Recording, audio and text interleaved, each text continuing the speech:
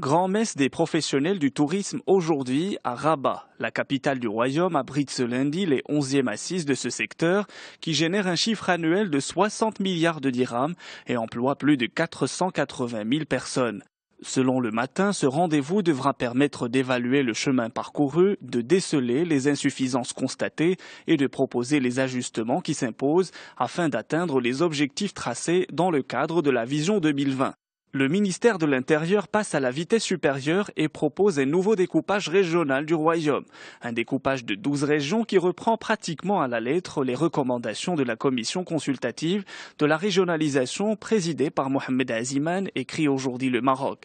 L'un des plus grands changements va concerner la région de Casablanca qui va englober les villes de Stat et d'El Jadida, ce qui augure selon le quotidien de la naissance d'une méga-région à fort potentiel économique, industriel et agricole.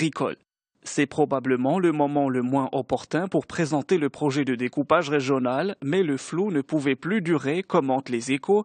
Pour autant, à une semaine de la rentrée parlementaire et en plein bras de fer avec les syndicats à propos de la retraite, le gouvernement pose sur la table un nouveau sujet qui risque de creuser le fossé entre majorité et partis d'opposition.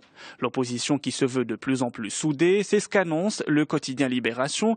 L'Union socialiste des forces populaires et l'Istiqlal consolident leur alliance stratégique, peut-on lire en une alliance authentique et sérieuse, affirme Driss Lchgar, premier secrétaire de l'USFP, une alliance dont le but est de sauver le pays selon Hamid Chabat, secrétaire général du parti de l'Istiqlal.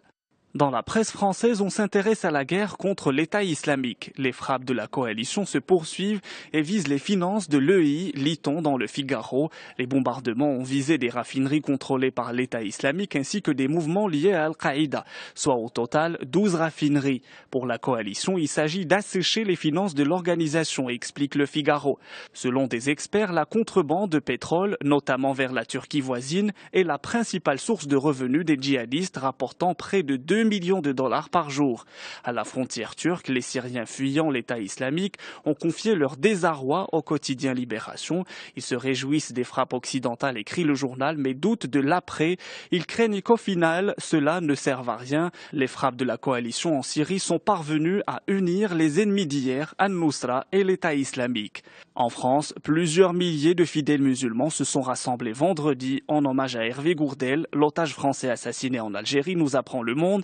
La communauté n'est pas coupable, a-t-on répété à la sortie des mosquées à Bagnolet comme à Marseille. Les fidèles refusent tout amalgame avec l'État islamique.